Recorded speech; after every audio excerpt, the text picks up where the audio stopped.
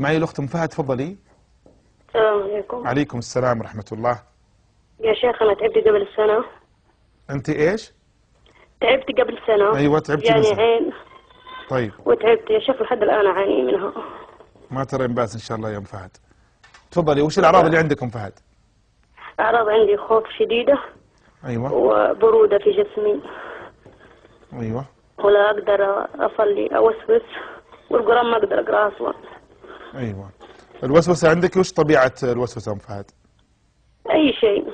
يعني توسوسين في عدد الركعات في كذا؟ أيوة فقط. أحيانا أنسى كم أحط ركعات، يعني أحيانا يكون عندي نسيان بالمرة، أنسى أي شيء. طيب ووقت الرقية يا أم فهد إيش تشعرين؟ أما لا حسيت بالرقية أتعب. أي مع الرقية خصوصا إذا سمعت الشيخ خلاص أتعب كثير يا شيخ لحد الآن.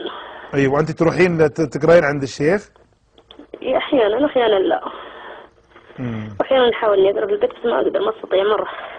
القرآن ما أشوف، أخذ صوت السطرين خلاص. أوقات إيش؟ عفوا.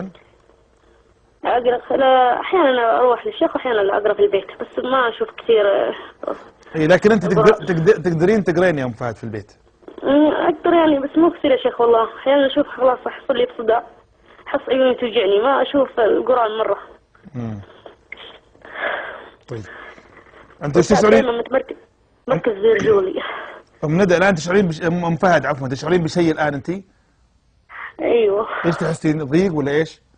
أحس بضيق، أحس إنه بيغمى علي. هذا من قبل بعد ما اتصلتي الآن ولا من قبل معك؟ لا أول ما سمعت صوتك على طول. هذا بس كنت تتابعين برنامج أم فهد من قبل حلقات سابقة؟ أيوه. ويجي عندك التعب هذا؟ يزيد التعب عندي ويزيد الخوف.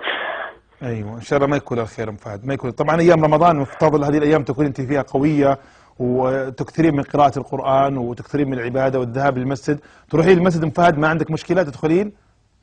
اروح المسجد بس المساجد بعيده، انا اضطر اني اجلس في البيت، بس المساجد ما. لكن اذا رحتي المسجد تشعرين براحه، تشعرين بتعب شديد او راحه؟ احس اني مرتاحه. ايوه. طيب ام فهد اقراي الفاتحه اسمعها منك الله يحفظك. تفضلي ام فهد. أعوذ بالله من الشيطان الرجيم. يا منعول يا كلب. يا أم فهد تعوذي من الشيطان. والله جيت عليك إني أمتع لي حيث عندك. أم فهد كلميني، اتركي عنك الخبيث هذا الخسيس سيندحر بإذن الله عز وجل. أم فهد. خبيث في عينك. اللهم المستعان، أعوذ بالله من الشيطان الرجيم. أعيذك بكلمات الله التامة من كل شيطان وهامة. أم فهد. أقول لك انطم. أخ سعد. الشيخ عبد الرحمن تقدرين. أخ سعد والله، أخ سعد والله سيدمرك كتاب الله وآيات الله عز وجل. القرآن العظيم لو أنزل على جبل. الثانية أقتل يعني، المرة الثالثة هي نهاية علي دي الكلب المنعول. الله المستعان، نستغفر الله نستغفر الله نستغفر الله ونتوب إليه. أم فهد. أقول لك انطم ولا أم فهد. أم فهد كلميني أم فهد. أم فهد بارك الله فيك تكلمي معي.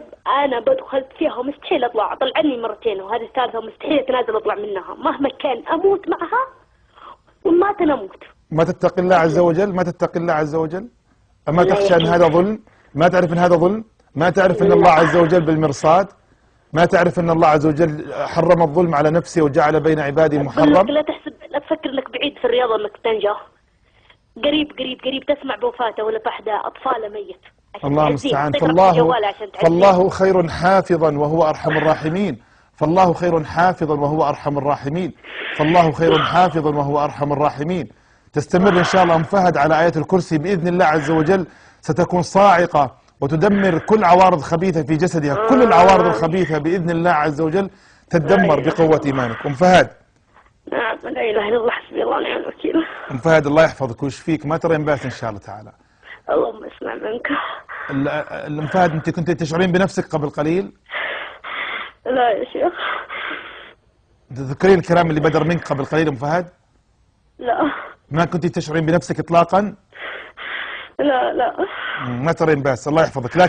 لكن ثقي أم فهد، العارض الخبيث اللي معك هو ضعيف جدا، سيندحر بأمر الله عز وجل. طالما أنه بهذه السهولة يحضر عليك ويتعب، هذا يدل على ضعفه بإذن الله عز وجل.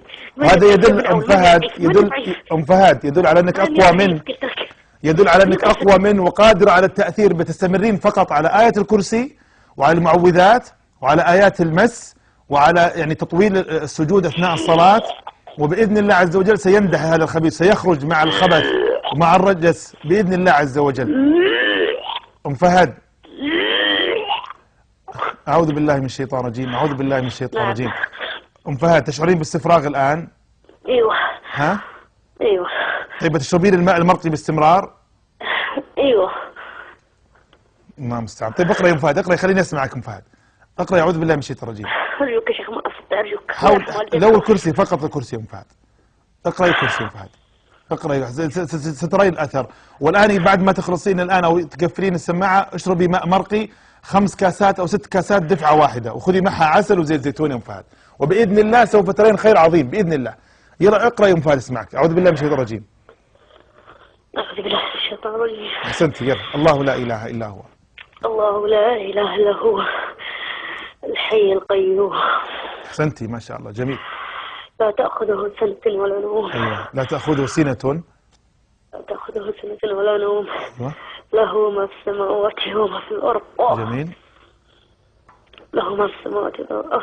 أيوة. من ذا الذي يشفع عنده إلا بإذنه. ما شاء الله. يعلم ما بين أيديهم وما خلفهم ولا يحيطون بشيء من علمه. أي جميل. ولا يحيطون بشيء. ولا يحيطون بشيء من علمه. أيوة جميل. الذي ما شاء. وسع كرسيه السماوات والأرض. أحسنتي. ولا يؤوده حفظهما. أحسنتي، ما شاء الله، ما شاء الله.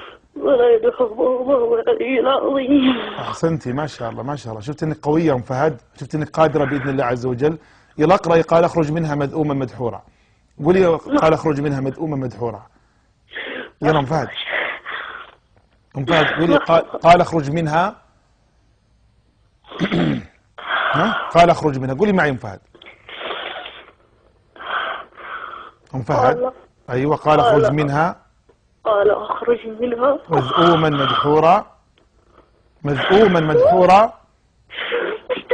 مذءوما مدحورا. يلا أم فهد. أم فهد استني بالله. يطرد فيها وانا 9 سنوات وانا اطرد وراها. يلا أم فهد.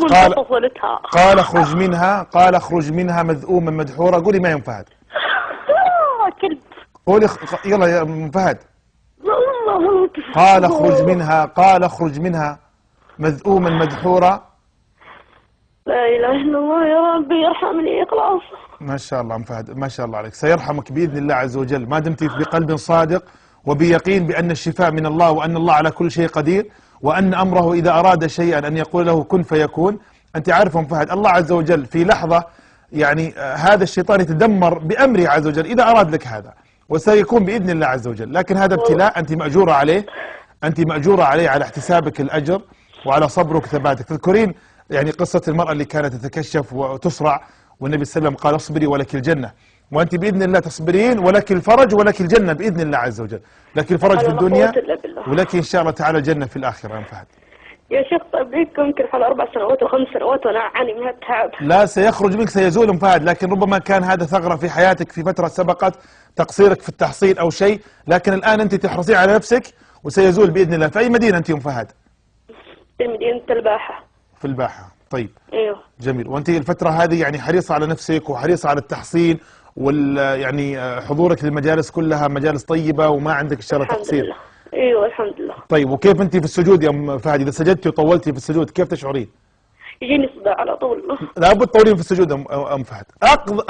اعظم ما يؤذي هذا الخبيث السجود، التذلل لله عز وجل، العبودية، تحقيق العبودية لله عز وجل. الشياطين هدفهم الإغواء والصد وهم بطبيعتهم متمردون. أنت بإذن الله إذا حققت في داخلك العبادة ونميتي هذا الشعور في داخلك من خلال الصلوات والأذكار، لكن السجود أعظم ما يعني يكسر حدة الشيطان ويكبت بإذن الله عز وجل. أدعو الله. أنا طولت في السجود يجيني صداع على طول في راسي. لا استمري يا أم فهد، استمري. هذا قد يكون المرة الأولى والثانية والثالثة فترة، ثم بعد ذلك بتشوفين أن السجود يعني سيكون هو راحة لك بإذن الله عز وجل. والله يا شيخ اني امتنعت ما عاد اقدر اروح للشيوخ، امتنعت مره ما عاد اقدر. لا يعني لما اشوف نضارب يقول زوجي ما تشوفين متضاربين، صعب هذا. الله المستعان، الله المستعان. لكن على كل حال انت اقراي في البيت ويقرا عليك زوجك، ياخذ الايات سواء من القناه او من بعض الكتيبات اللي موجوده في السوق، ويقرا عليك ايات الحسد وايات المس، وباذن الله عز وجل تشوفين خير عظيم باذن الله. ان شاء الله. طيب ام فهد خلي رقمك مع الكنترول وان شاء الله يتواصلون معك هم ببعض الاشياء اللي تفيدك باذن الله. ان شاء الله.